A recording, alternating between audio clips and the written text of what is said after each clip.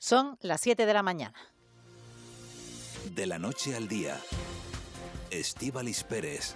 ¿Qué tal? Muy buenos días. Es miércoles 24 de septiembre. Saludamos ya también a quienes nos siguen a través de la pantalla de Televisión Canaria. Entre altavoces y pancartas, los médicos se han concentrado a las puertas de los centros hospitalarios para mostrar su desacuerdo con un proceso de estabilización que contempla unos exámenes que no deberían ser para todos. Así han visibilizado su malestar justo el día en el que comenzaban una huelga con lecturas de seguimiento muy bien distintas. La parte sindical habla de un 65%, pese al 9% que aporta la Consejería de Sanidad. Eric Álvarez, presidente del sindicato médico, se mantiene en su posición de suspensión de los exámenes. Nosotros lo que pedimos fundamentalmente es que salga antes de esos exámenes la lista con las adjudicaciones directas, es decir, teniendo en cuenta que ya yo sé que voy a obtener una plaza, es que me digan dónde voy a estar. Entonces yo creo que en este sentido, bueno, el ejemplo puede servir un poco realmente para lo que estamos demandando, que es el que los médicos quieren saber qué plazas son las que se les va a adjudicar y dónde, para decidir ellos si tienen que presentarse ahora al examen o no. Pues bien, de la parte del Gobierno, la consejera de Sanidad, Esther Monzón, defiende que el proceso reúne todas las garantías y que no se detiene. El proceso de 12.500 plazas, que es el proceso más grande que ha habido en toda la comunidad, desde luego, y por supuesto creemos que prácticamente en casi todo el país, no se puede detener por un grupo de médicos que ya tienen la resolución definitiva, que ya tienen la nota definitiva, que tienen hace un año las preguntas y las respuestas publicadas.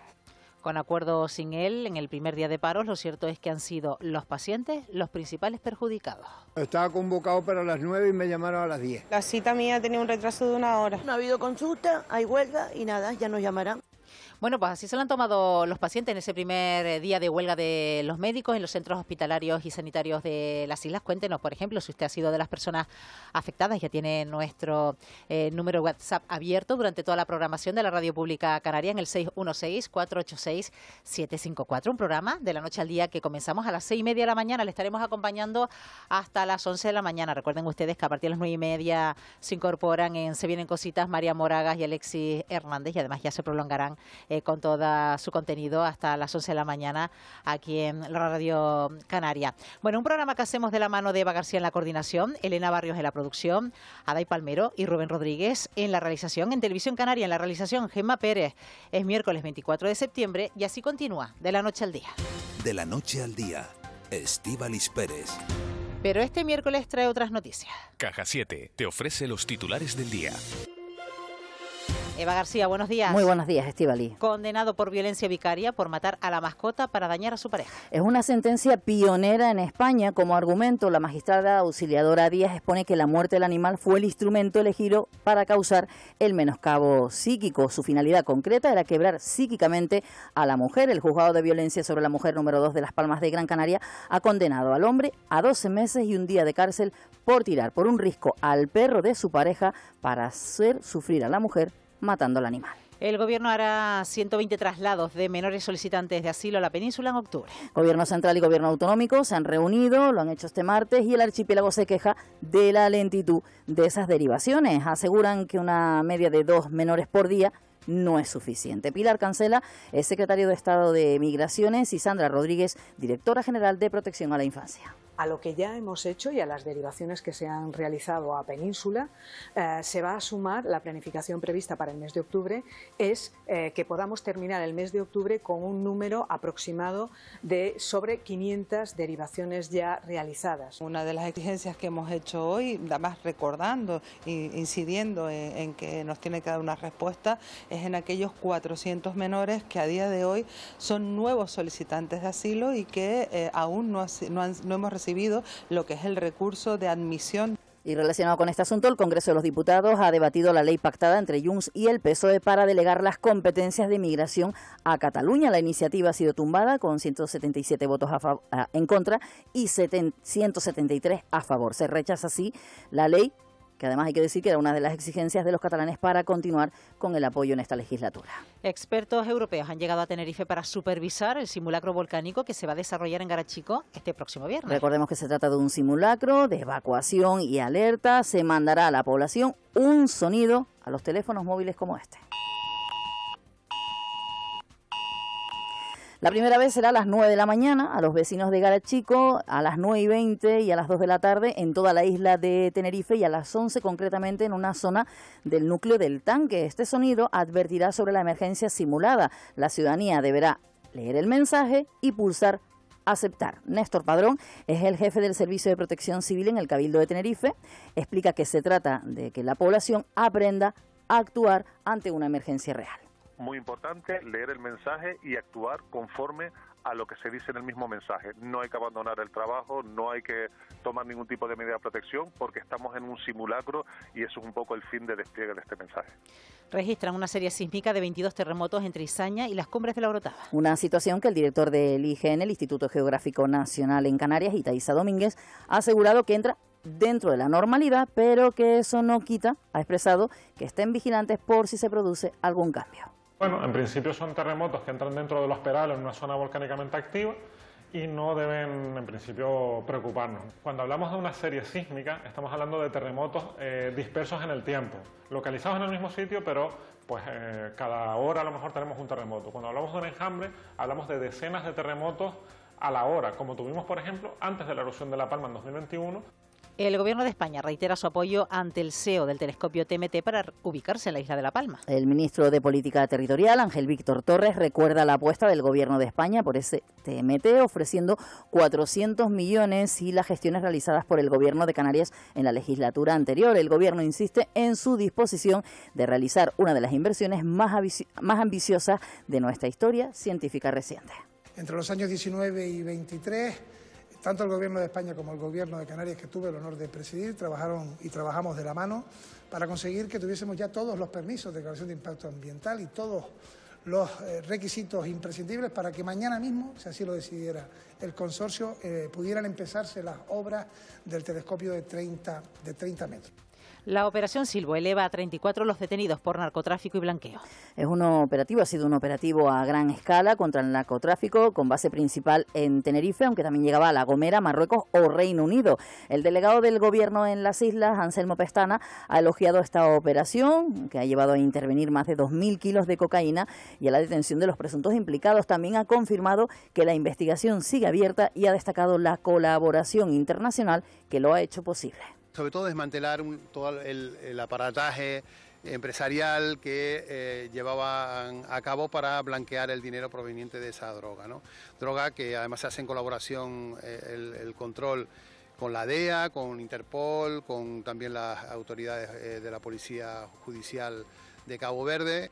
Estar tranquilo es sentirte seguro y con Caja 7 ahora es más fácil que nunca. Con nuestro plan Disfruta Seguro podrás agrupar tus diferentes pólizas en una única tarifa con bonificaciones y ventajas exclusivas. Descubre cómo proteger con nosotros tu coche, hogar, vida y mucho más en cajasiete.com/seguros. Caja 7, comprometidos con nuestra gente. Sintonía de deportes, vamos ya con toda la actualidad deportiva. La Unión Deportiva Las Palmas ya prepara su choque del sábado ante el Almería, en el que busca su tercer triunfo consecutivo. Moy Rodríguez, buenos días. Y para el choque ante los almerienses, ¿qué tal? Buenos días. Luis García podría recuperar a Enrique Clemente, baja en el último partido por un golpe en la rodilla, y a Viti, lesionado desde la pretemporada. Tampoco es descartable que pueda estrenarse en la convocatoria el capitán de los amarillos, Kirian Rodríguez, una vez superado el cáncer. El centrocampista tinerfeño se sinceró en Televisión Canaria y reconoce que tras su recaída llegó a plantearse todas las posibilidades. Lo primero que haces es intentar prepararte de todo lo que pueda suceder. Quiero volver, claro que quiero volver, mentalizarte de ello, pero también plantearte, a lo mejor no me da para volver, a lo mejor físicamente no puedo volver a realizar mi vida, a lo mejor me quedo por el camino y puede pasar. Por su parte, el Club Deportivo Tenerife tratará de conseguir este sábado en el Alfredo Di Stéfano ante el Real Madrid Castilla su quinto triunfo en el arranque de temporada, algo que no consiguen los blanquiazules desde el año 2003. Habla el guardameta Dani Martín. Vamos a ir a Madrid a ganar, lo tenemos clarísimo, siempre salimos a darlo todo y a por los 3 puntos. No sé cuántos equipos habrán empezado con 5 victorias, pero no creo que muchos. En baloncesto, 3 días para que arranque oficialmente la temporada con la disputa de la Supercopa de Málaga, donde la Laguna Tenerife disputará la segunda semifinal del torneo ante el Real Madrid. Y el Dreamland Gran Canaria viaja mañana a Granada para afrontar este jueves ante el Covirán su último test de pretemporada. Para este partido se espera que pueda regresar el escolta colombiano Brian Angola. Y terminamos con dos apuntes de ciclismo. Presentada la segunda edición de la Vuelta a la Isla de Lanzarote, que se celebra los próximos 4 y 5 de octubre, con más de 500 ciclistas profesionales y aficionados. Y además el belga Jasper Philipsen, con 10 victorias en el Tour de Francia y 6 en la Vuelta a España, ha confirmado su participación en la Gran Canaria 365, que se celebra del 24 al 30 de noviembre. OUNAT, la mejor alimentación natural para tu perro y tu gato, te ofrece este espacio.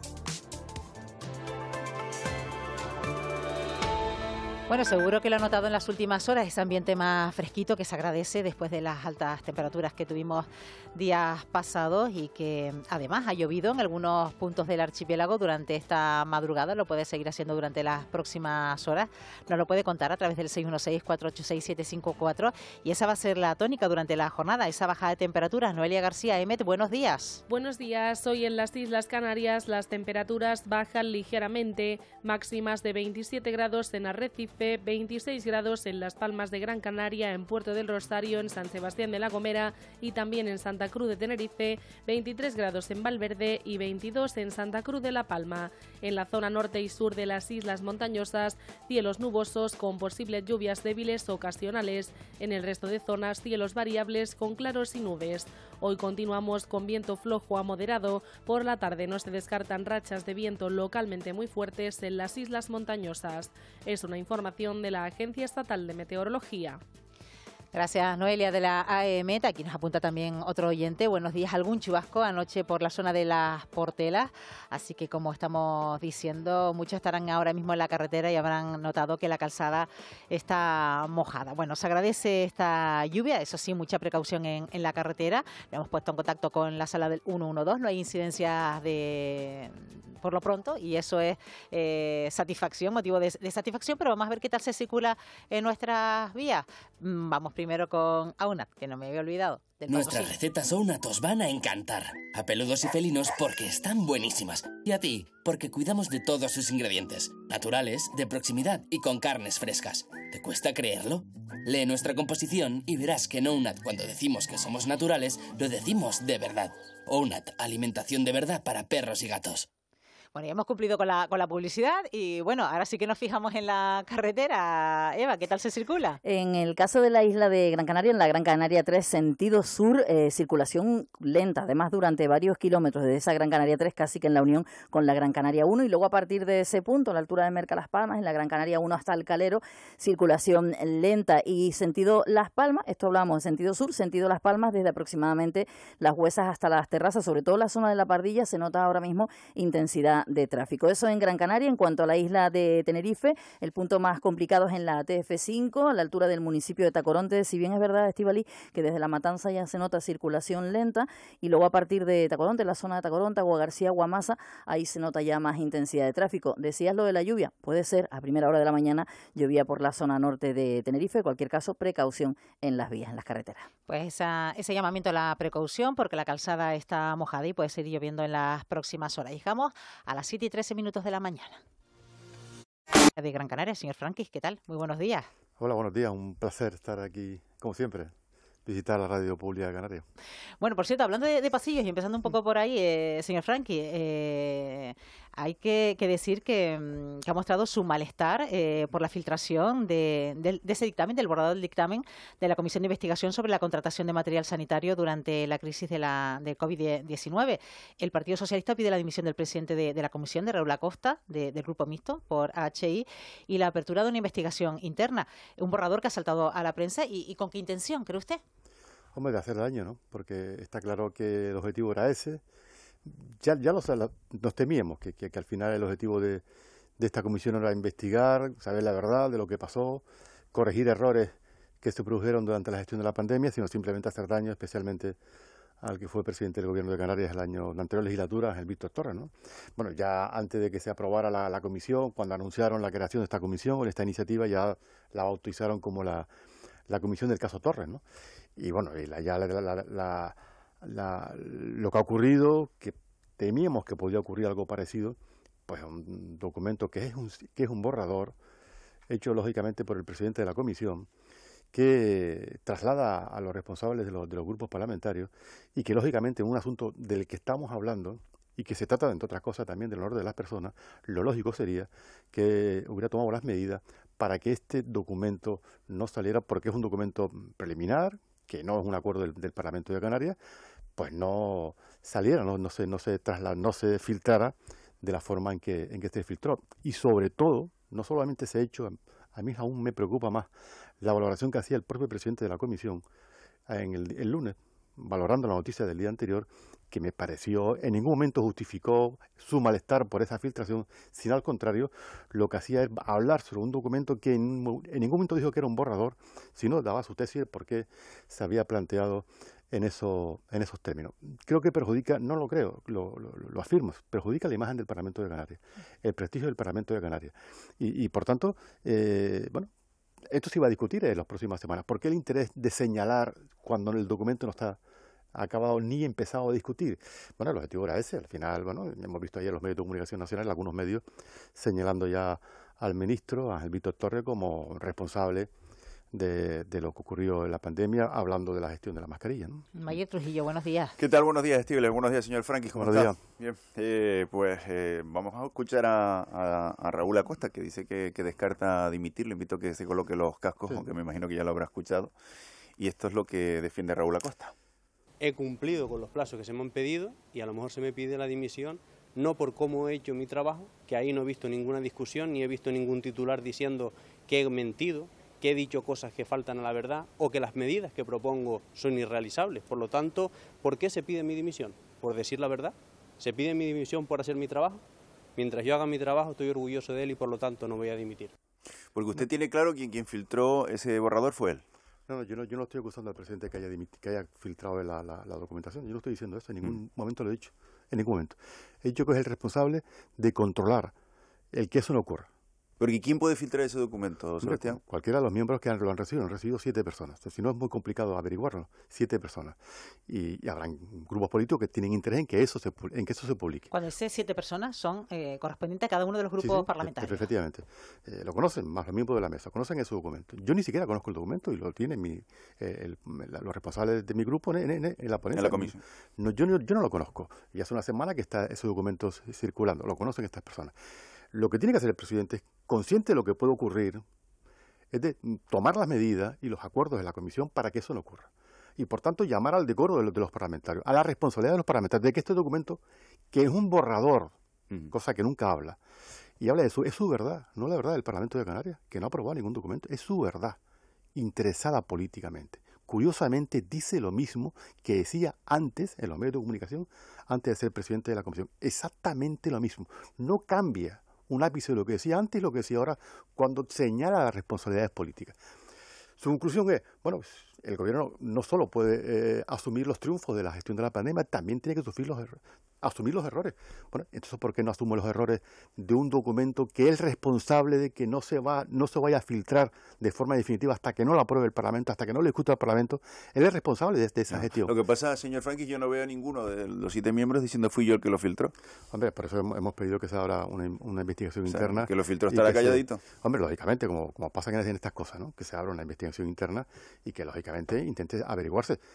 Hombre, ¿quién tiene interés de que eso se conozca? Bueno, pues lógicamente de las fuerzas políticas de las 7 que están representadas en el Parlamento, no todas tienen ese interés. No todos lo tienen, ¿no? Y bueno, y hablar de su informe o de su borrador como la verdad, es su verdad, y que ya ha manifestado públicamente que la conocíamos anteriormente.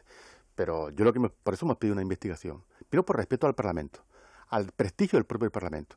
Porque el Parlamento tiene que tomar las decisiones y los controles para que eso no ocurra. Para que un documento que es un borrador, la opinión de una persona exclusivamente, que ya sabemos lo que piensa antes de la comisión, no puede trasladar esa responsabilidad al resto sin ningún tipo de medida. Es un asunto que no es cualquier cosa, hablando de una comisión de investigación. Y yendo al fondo del asunto, ¿quién cree usted que tiene la responsabilidad de esa compra fallida?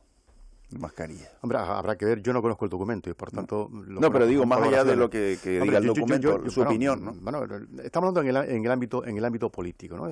Y claro, es que es muy fácil resumir el asunto como lo ha resumido él. A mí lo que más me preocupa mucho más de la filtración, que de por sí es bueno, pues el hecho que es, y el interés de alguna fuerza política eso se filtre, y señalar inmediatamente y sentarlo todos en Alberto Torres, porque es un único interés, no interesa saber la verdad, corregir errores de la pandemia, claro que son errores de la pandemia, errores y aciertos y mucho. Y la gente socialmente, la mayoría de la sociedad canaria, con mirada limpia, considera que el gobierno actuó de forma responsable y valiente cuando tomaron medidas. ¿Que ha habido errores? Pues claro que han habido errores como el conjunto del país y como el conjunto del mundo a la hora de gestionar una crisis que era inimaginable hasta algunos años atrás. Y por tanto, oye, como eso ocurrió y la administración se afrontó con una emergencia y una impresionante, y que la legalidad en ese momento, la ley de contratos del Estado, era imposible utilizarla para poder afrontar esa crisis, oye, pues lo que se ha planteado es, vamos a ver dónde han estado los errores, cómo se puede corregir esta situación, y hablemos en positivo, y si hay alguna responsabilidad, que se asuma. Si la hay. Pero es lo que se ha dicho, es lo que ya se decía antes de la comisión. Es que, insisto, hay grabadas declaraciones del presidente de la comisión y de otros miembros de la comisión donde lo que se ha dicho ahora se sabía antes de la comisión, que había un interés político precisamente, bueno, pues de hacer asumir la responsabilidad al presidente del gobierno. Y con eso es fácil decir, bueno, el gobierno no solo asume los éxitos de la gestión, sino también los fracasos o los errores. Hombre, yo soy presidente de una comisión de investigación y tengo la responsabilidad de que ese borrador no acabe en un medio de comunicación hasta que no se apruebe. Es mi responsabilidad como presidente de la comisión. Si ese es el argumento que utiliza para hacer ese borrador, hombre, lo lógico sería que se aplique ese argumento y se lo aplique con todas sus consecuencias. Y una duda que tengo escuchando, ¿el documento final cree usted que va a diferir mucho de ese borrador que hemos conocido o de esos titulares del borrador? Bueno, pues muy poco, porque al final esas cosas hay que votarlas, ¿no? Y ya sabemos dónde está la mayoría en la comisión, el interés que han tenido, hemos visto las comparecencias de las personas que han ido y solo ha habido un interés, ¿no? Primero que era, bueno, que allí en la comisión de expertos, ahí se contrataba y se decidía a las empresas que se iban a contratar, se ha demostrado de que eso es falso, absolutamente falso, es un relato que se inventa alguien para tener un relato político, pero falso, no tiene nada que ver con la realidad. Yo he estado presente en ese comité, he sido testigo de lo que allí ocurrió, ¿no? He vivido esa experiencia, ¿no? Absolutamente esa experiencia con las dificultades que tienen. Yo he estado en la comisión y cuando he oído a las personas decir lo que dicen, de una realidad que estaban desconocidos, y se lo decía más de un responsable de esas formaciones políticas de la comisión. La diferencia de usted y yo, en lo que estamos hablando hoy, es que usted estaba en su casa, y yo estaba intentando tomar decisiones, intentando que la gente no muriera en esta comunidad, con muchísimas dificultades a la hora de tomar decisiones, porque eso era lo que se conseguía. Y finalmente se consiguió que fuera una de las comunidades que menos afectara las consecuencias de la crisis. Y todo eso no interesa. Si nos interesa, bueno, si al final quién contrató a quién y tal, y quién dio el nombre de la empresa, bueno, pues en aquellos momentos, pues claro que dieron gente el nombre de la empresa, de que se podrían estar a disposición para ofrecer a la comunidad autónoma, ayudar a conseguir, en este caso, la mascarilla, que en aquel momento era oro, porque había que pelear con todo el mundo para que aquí hubiera más mascarillas, para proteger especialmente a los profesionales de la sanidad y, lógicamente, al conjunto de la sociedad, ¿no? Y de cara a la ciudadanía, señor Franqui, ¿qué repercusión social y política puede tener un dictamen final o qué sentido tiene una comisión de investigación? Que Primero, que si se hace con la voluntad y con el objetivo de solucionar y buscar los errores que se pudieron cometer en una gestión de esta naturaleza, que lógicamente hubieron errores, pues ese es el fundamento que tiene que hacer un parlamento para construir, para que estas circunstancias, si vuelva a ocurrir, pues la comunidad esté en mejores condiciones posibles de lo que estaba anteriormente a la hora de afrontarla. Y si hay errores políticos que efectivamente se demuestra de que alguien no ha cumplido con su deber y ha ido mucho más allá de lo que tenía que ir y ha metido la mano donde no debe, que se asuman responsabilidades. Es que somos los primeros del Partido Socialista en Canarias que hemos defendido esa tesis. E insisto, ni ahora ni antes, ningún responsable, ningún militante del Partido Socialista ha estado acusado ni investigado por esta cuestión, ninguno, a pesar de los intentos de algunos en que así lo estén. Aunque luego en los medios determinados medios aparezcan como los responsables de esta situación. Ninguno. Y cuando ha habido alguna responsabilidad de esa naturaleza hemos sido implacables, porque la corrupción es incompatible con el Partido Socialista, a pesar de lo que digan algunos. Nosotros no defendemos ni ocultamos la corrupción, la denunciamos y tomamos medidas de forma inmediata. Insisto, en el Partido Socialista en Canarias no hay ningún militante que esté investigado por estas circunstancias, ninguno. a pesar de del relato que han querido construir durante toda la comisión, bueno, y a pesar de las conclusiones que no nos sorprenden, porque políticamente la han dirigido como interesaban, fácilmente, a los consejeros de Sanidad y al presidente, que son los responsables de lo que ocurrió. Me gustaría también conocer su opinión acerca de este argumento que está defendiendo el gobierno de Canarias y también la consejera de Hacienda, de que en la condonación de la deuda se computa el REF y por eso se nos quitan 1.700 millones. ¿Usted cómo ve esto? Porque es una mentira del gobierno, sencillamente. Discutir sobre una mentira del gobierno, intentar construir un relato que es absolutamente falso. Lo sabe la consejera de Hacienda y lo utiliza. Y se lo decía ayer en el Parlamento. No lo digo en el Parlamento al presidente del gobierno. Conocíamos hasta el día de ayer que era un gobierno que mentía. Y lo ha vuelto a hacer justificando un relato de la deuda, de la quita de la deuda. Que es un gobierno que engaña, no cumpliendo su principal promesa electoral de bajar el IGI a los ciudadanos. En una situación de bonanza económica como la que estamos. 4 años de crecimiento económico por encima de la media nacional. Con unos ingresos históricos de la Comunidad Autónoma de Canarias. Se están forrando, utilizando un término que utilizó hacia la legislatura pasada el actual presidente del gobierno, forrando la administración autonómica de los ingresos que están obteniendo. Si no se hacen estas circunstancias económicas y sociales, ¿cuándo se va a hacer? Engañaron a la gente. Ahora con la excusa de la regla de gasto. Cuando conocían exactamente lo que iba a ocurrir. Engañan a la gente. Después de mentir y de engañar, ayer hemos confirmado, esta semana, que además manipulan los datos que tienen. Como hemos demostrado con la denuncia que hemos hecho de la lista de espera quirúrgica no estructural. Bueno, porque por cierto, ahora llevan 2 días contando esa lista de espera de años anteriores. Ahora le pregunto por eso, porque es interesante que lo explique, pero claro, yo en el gobierno... pero eso es así. Es absolutamente falso. Hay criterios que están establecidos, que están recogidos en el acuerdo. Y hay un criterio básico que es fundamental, que es de sentido común. Porque si el gobierno en este caso ha llegado a un acuerdo de pagar, de ayudar a las comunidades autónomas a bajar su deuda, en unas circunstancias económicas que eran muy complicadas, porque el gobierno cuando se pacta, cuando se habla así sobre, es que las comunidades autónomas, en un momento concreto de este país, afrontando una crisis financiera como se afrontó, y una crisis de la pandemia, la administración autonómica tuvo que hacer un sobregasto. Y lo que hace el gobierno es asumir esa parte de ese gasto, consciente de la realidad. Pero eso sí, con ciertas limitaciones. Porque lo que no puede hacer el gobierno de España es asumir más deuda de la que generó una comunidad autónoma. Es que es de sentido común. Ya. Y ahí cuando se habla del tope, del 50%, yo estoy dispuesto a ayudar a esa comunidad autónoma. Pero lo que no me puede pedir al gobierno de España, ni a cualquier otro gobierno, es que yo pague más de la deuda que usted generó. Es que ese argumento es de sentido común y razonable, ¿no? Entonces, llevan 2 años, 2 meses, buscando la idea para que el número que ellos consideran que debe recibir la comunidad autónoma en base a un criterio de los habitantes coincidan de lo que Canarias recibe a través del REF. Mire, Canarias nunca en su historia ha recibido tanto dinero del gobierno de España como lo recibe hoy. Nunca. Y vemos al gobierno que lo único que hace es su estrategia de hacer ruido, de hacer bronca. Entonces no habrá acuerdo, señor Franqui. Bueno, eso habrá que verlo con el Partido Popular. Yo espero que la consejera de Hacienda, cuando vaya a ese consejo fiscal y financiero en Madrid, esté presente y defienda los intereses de Canarias. ¿Cómo se le explica a un canario de verdad que este gobierno autonómico se niega a que se le quite el 50% de su deuda? ¿Cómo se le puede explicar eso? Porque es una decisión que tiene que tomar el gobierno de Canarias. El gobierno de España no obliga a nadie. Si alguien tiene un gobierno de autónomo, decide no ir al quite de la deuda, no hay ninguna responsabilidad. Pero una responsabilidad que tiene que asumir el gobierno de Canarias.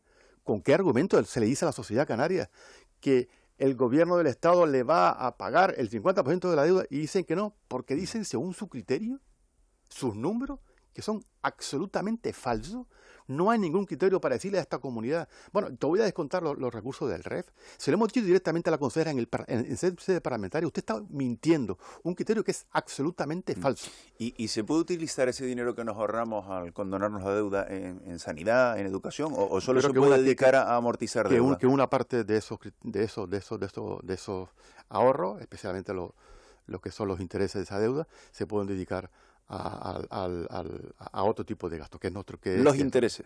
Sí, nosotros sí sabemos que esa parte se puede dedicar, el gobierno está estudiando en cualquier caso que una parte del bono se puede quitar a eso, pero hay un argumento que es razonable. Oye, si lo que estamos hablando de quitar deuda, lo lógico sería que se redujera fundamentalmente ese objetivo.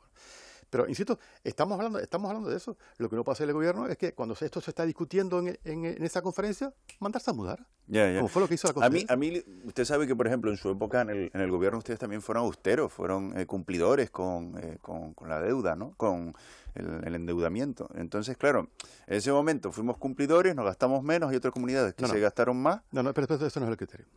Canarias tiene déficit y tiene superávit en las cuentas. ¿Por qué lo tiene?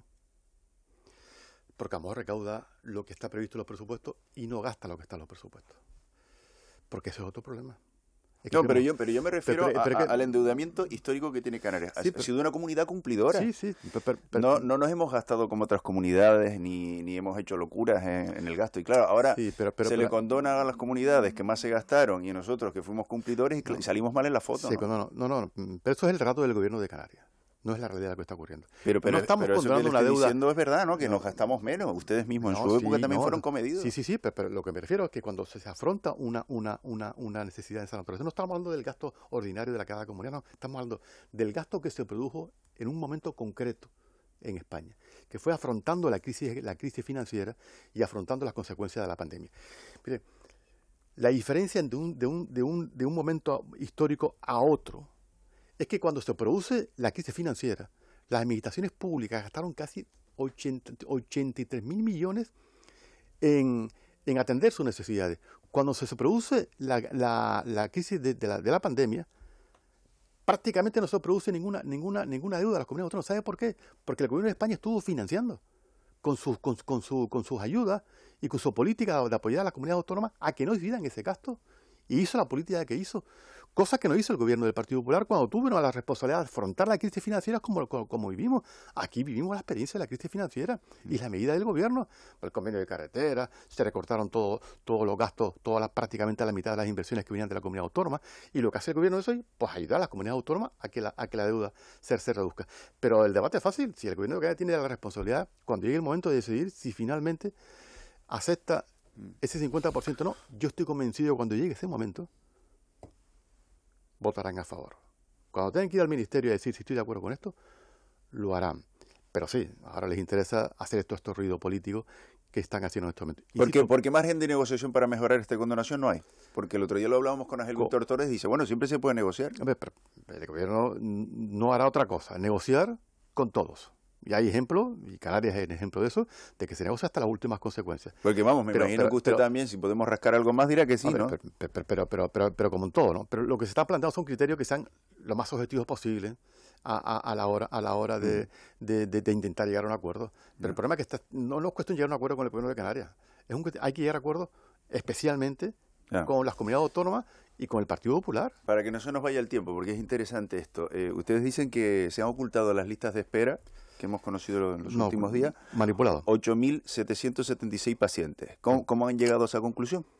Porque informes del gobierno. Llevamos año y medio pidiendo al gobierno que haga pública la lista de espera quirúrgicas en los hospitales. Año y medio. Ya denunciamos que los datos que estaban dando hace un año no teníamos sospecha que no se ajustaban a la realidad. Lo decimos porque conocemos la administración. Conocemos muy bien ese servicio. Hemos insistido al gobierno. Hace dos semanas nos dieron esa información. ¿Y no se ha ajustado por qué, señor Franqui? Porque es que eso es legal, claro que es legal. Está reconocido en la ley que se pueda hacer esa lista. ¿Por qué está esa lista? Porque lo que hace es salvar a la administración pública, en este caso al sistema sanitario canario, de que si un ciudadano se le llama por teléfono para operarse la semana que viene, y este ciudadano dice, no puedo operarme la semana que viene porque estoy de viaje, o por la razón que sea, pues este señor sale de la lista de espera oficial y se va a la lista de espera no estructural. No cuenta en las estadísticas. Por tanto, desaparece la lista de espera. Bueno, eso es un hecho, y como esas cosas ocurren, o se le llama a un ciudadano y dice, mire, usted va a ser operado en tal hospital privado. Y el ciudadano dice, no, yo quiero operarme en el hospital público. Tiene que esperar, yo espero. Bueno, entonces, como no es una decisión del paciente, pues va a esa lista no estructural. Entonces, ¿cuánta gente hay en esa lista no estructural? Bueno, 8.000. Lo que denunciamos es, claro, cuando uno analiza, nosotros la información que tenemos del gobierno, la que hemos pedido, es de junio del 2021. De junio al 2021 hasta 2023, la lista de espera no estructural estaba en una media de 76 pacientes. Lo que hemos detectado es que en estos últimos 6 meses, la lista de espera no estructural quirúrgica ha subido hasta los 8.776 personas, pacientes. Es decir, de 76 a 8.700. En estas fechas. En la inflación que tenemos, porque nosotros no estamos inventando ninguna inflación, es la inflación del gobierno.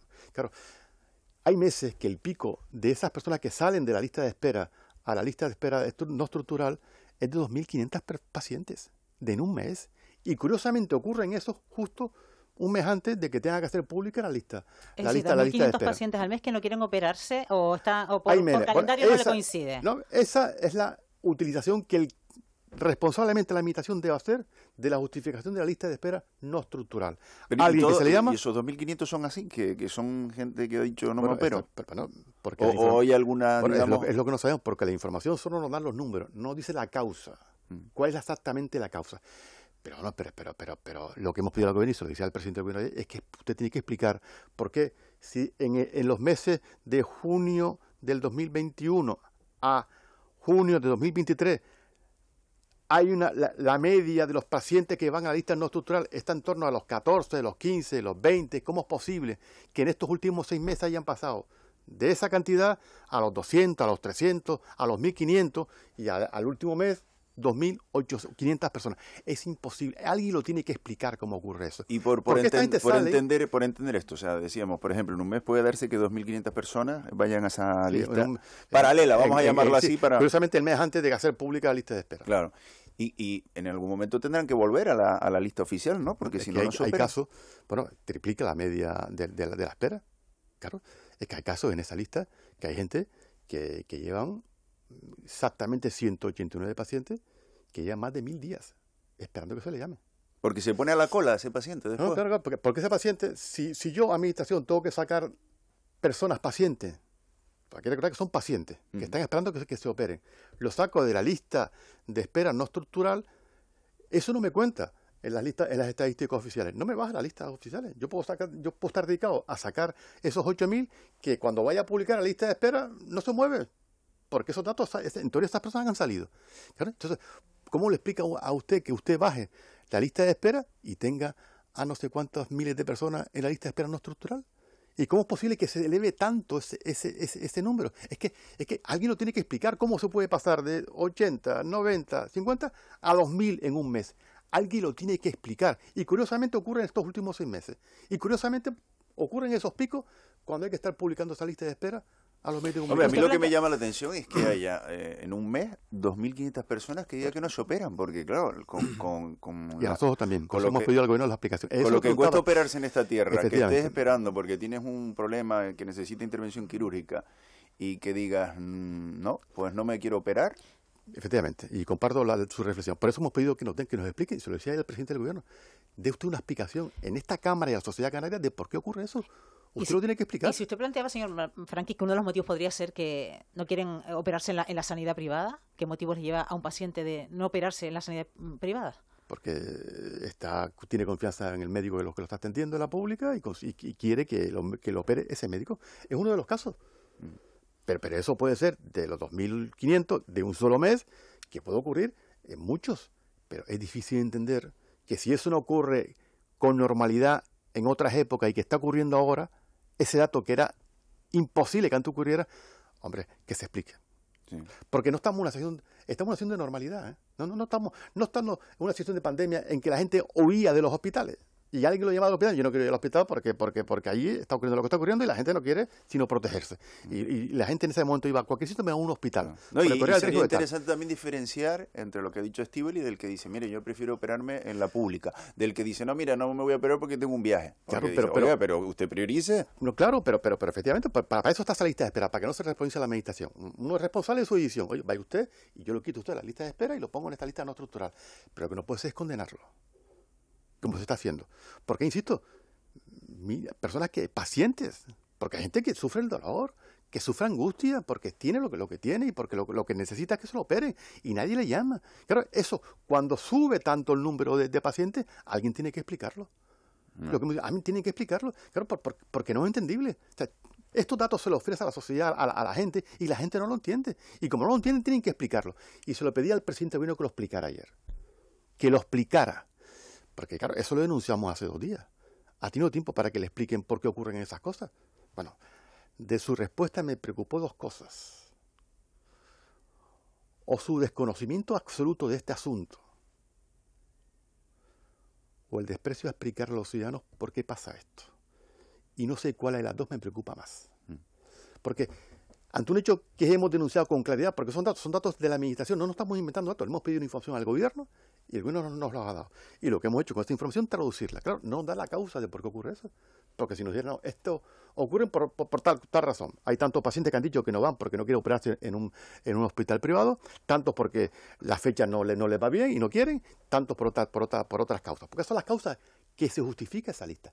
Claro que es una lista que es pública y que está en la ley. Claro que sí, muy claro que está en la ley. Lo hemos explicado cuando hicimos la rueda de prensa. La diferencia, lo que no está en la ley, es que se manipule.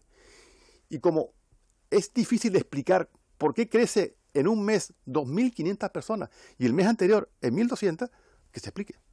Bueno, hoy tenemos en la comisión, en el pleno, precisamente comparecencia de los 3 grupos políticos.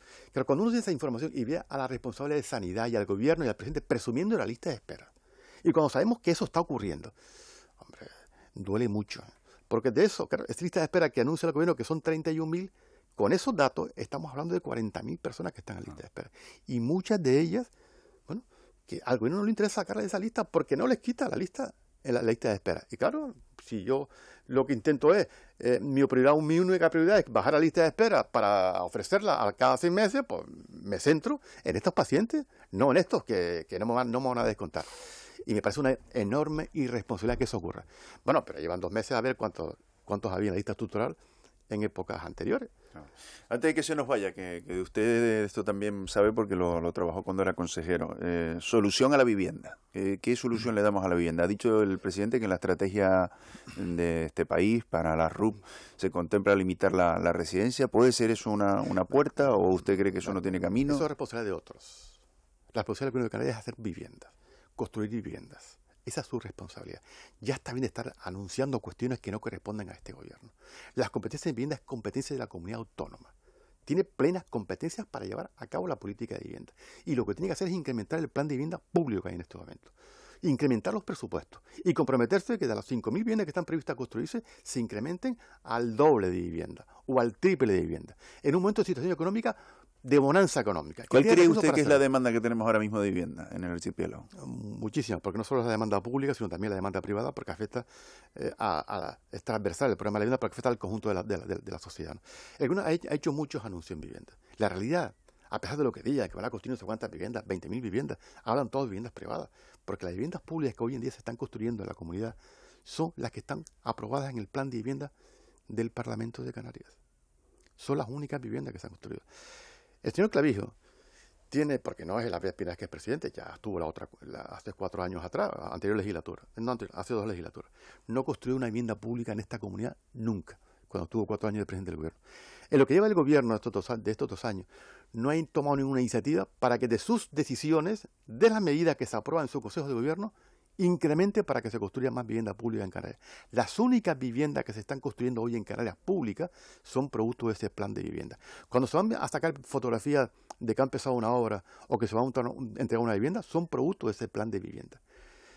Han basado sus políticas fundamentalmente en el sector privado. Han dejado la responsabilidad de acabar o de afrontar este problema al sector privado. ¿Que es importante que lo haga? Claro que sí. ¿La estrategia esta de utilizar la RIP para construir viviendas funcionará? Pues nosotros tenemos nuestras dudas. Y sabe que históricamente el Partido Socialista no ha sido partidario de esa cuestión. Pero como estamos en el momento en el que estamos, hay que buscar la fórmula para que se construya. Ustedes también dieron el visto bueno a eso. Exacto, si no hubiera salido. Pero nosotros éramos conscientes, nosotros no somos partidarios de esto, porque pensamos que el tipo de vivienda que se va a construir va a ser fundamentalmente para un sector de la sociedad, no para el conjunto de la sociedad.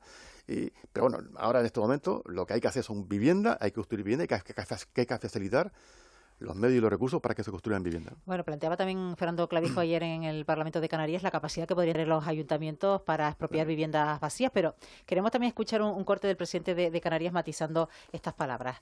Escúchelo, señor Franqui. Sí. Lo que está haciendo el Gobierno de Canarias es promover la modificación de la Ley de Bases de Régimen Local con la finalidad de que los ayuntamientos puedan tener instrumentos desde el punto de vista fiscal, desde el punto de vista empadronamiento, puedan tener instrumentos para poder regular lo que es la utilización de los pisos vacíos, lo que puede ser fiscalmente la contribución en aquellos residentes que adquieran más de una vivienda o otra vivienda que no sea la habitual. Y en ese sentido hay experiencias en el seno de la Unión Europea, como puede ser Berlín, como puede ser Hamburgo, como puede ser Dinamarca, como puede ser Malta, como puede ser Ámsterdam, donde los distintos ayuntamientos han penalizado o han premiado aquellas segundas residencias que son puestas en el mercado de alquiler de vivienda habitual con la finalidad de resolver las tensiones que tenemos en toda Europa en este caso. Pero será en todo caso el ayuntamiento de turno el que, una vez que modifiquemos los artículos de la Ley de Bases de Régimen Local, establecerá las medidas que estime conveniente. En algunos les interesará atraer residentes, en otros les interesará no atraer residentes y en otros, pues de alguna manera lo que querrán es poner que las segundas viviendas, que no sean las habituales, se pongan en el mercado de alquiler. ¿Qué tiene que decir? Hablando de cambiar una ley que es estatal, que no es su competencia, y lo ves hablando, vamos a crear 2 artículos como si se vendiera de él. Es que ya está bien de estar engañando a la gente, hombre, de estar en la política de anuncios que no van más allá de ocupar un espacio mediático en la medio de una, no va de otra cosa. Es una ley que responderá al gobierno, al Congreso modificar esta ley o no. Mire, pero es interesante, esa fórmula es interesante. ¿Por qué está la Unión Europea ahora que nos traslada el relato a Canarias de que la Unión Europea está ahora afrontando, priorizando la construcción de política de vivienda porque el gobierno de Canarias ha sido el que ha conseguido trasladar ese debate a la Unión Europea? Claro, eso lo cuenta aquí, hay algunos que se los creen, lógicamente. Bueno, y el relato del gobierno de que aparezca los medios de comunicación, pues lógicamente que sí. Pero eso cambia, porque cambia el gobierno de la Unión Europea. Pero el consejero actualmente que asume esa competencia, que es un consejero producto de la coalición de los liberales con los progresistas en el Parlamento Europeo, es del Partido Socialista Europeo. Y el Partido Socialista Europeo, en ese programa y en esa construcción del programa que se va a llevar a cabo, priorizó que la comunidad autónoma, que la comunidad europea, tiene que comprometerse en construir vivienda. Y en el plan que la presidenta de la Unión Europea plantea en el Parlamento, está como una prioridad de que se construya vivienda, que es el compromiso que tiene la Unión Europea. Bueno, y llega ahora el señor Clavijo y nos cuenta aquí como si eso fuera una labor suya. Hombre, claro que es preocupante que el 30% de las viviendas que se construyen, que se venden en Canarias, sean de los extranjeros. Pero hombre, pero datos son los que son. ¿Qué ha hecho este gobierno más allá de decir que está hablando con los extranjeros no sé cuánto? Porque son competencias que no corresponden. Lo que le corresponde al gobierno, sus competencias en vivienda, es construir vivienda pública especialmente. ¿Cuántos anuncios ha hecho el gobierno de Canarias que va a construir no sé cuántas viviendas públicas, más que sus competencias, que están en sus presupuestos? Ni una sola vez. Habla de competencias de otros. Y ahora nos cuenta como la gran... No tiene acostumbrado a cada vez que va al Parlamento a preguntar si yo anuncio esto, tengo los medios de comunicación al día siguiente hablando de esto. Pero un asunto que no corresponde de él, corresponde al Congreso de los Diputados cambiar esta ley. Nos quedamos sin tiempo. Sebastián Franqui, gracias por acompañarnos ahí en la Radio Pública. Buenos días. Un placer, muchas gracias por su visita. 7:51. De la noche al día. Y a realizar pues cada uno de los grupos sus diferentes aportaciones. Y la conclusión final o el borrador, o sea, ¿en qué se va a transformar definitivo? ¿Usted cree que va a cambiar mucho de lo que hemos conocido de este avance del borrador? No lo puedo saber porque cada grupo, bueno, ya lo han visto en prensa. Unos lo tildan de flojo y otros de que me pasé de frenada. Entonces parece que yo estoy en el término medio. Yo he tratado de hacer con la información que tenía y además con la imparcialidad que creo que he trabajado durante toda esta comisión, en la que incluso pudiendo hacer preguntas, no las hice como presidente para evitar precisamente perder parte de la imparcialidad que tenía, a sabiendas un poco de la situación, de lo complicada que iba a ser en algunos momentos, pues mira, como ha sido justo ahora. Como puede decir que ahora mismo los que nos están escuchando o nos están viendo no tengan, digamos, la referencia de la conclusión de este borrador, ¿usted podría explicarlo en 3 frases a qué conclusión ha llegado esta comisión de investigación de la compra de material sanitario en la etapa anterior? Yo le quiero matizar, esto es un borrador elaborado por mí y yo lo que he considerado en ese borrador es que si desaparecieron 4 millones de euros de uno de los contratos. Ojo, y solo estamos analizando, en este borrador, solo se ha analizado uno de los contratos. Si desapareció 4 millones de euros, si para las cosas buenas que se hicieron durante la gestión de la pandemia era mérito del gobierno de entonces, también para las cosas malas tendrán que asumir que hay responsabilidad en lo que se hizo, bien por acción, bien por omisión. Por acción, por darse cuenta y no evitarlo, y por omisión a lo mejor por no establecer los mecanismos de control necesarios. Pero insisto, esa es mi opinión de la información que tenemos ahora y de lo que yo, desde la imparcialidad del cargo que tenía, pues traté de elaborar un borrador pues con el mayor sentido de la objetividad posible. Yeah. ¿Y hay responsable, según la comisión, de esa compra fallida? Yo no puedo señalar con el dedo a una persona. Lo que ahí está claro es que hay un escalafón directo en todo el servicio y en todo el gobierno, donde se ve claro que había una funcionaria de recursos económicos que gestionó muchas de las compras. Estamos hablando de que pasaron por sus manos una contratación de emergencia, es decir, prácticamente, para que los que nos están escuchando nos entiendan, comprar a dedo, diciendo a las empresas, unos 100 millones de euros. Hay un director del Servicio Canario de Salud, hay un consejero de Sanidad y hay un presidente de gobierno. Entonces, ¿hasta qué punto estas cuestiones no se tenía que haber dado cuenta el superior directo de qué estaba pasando?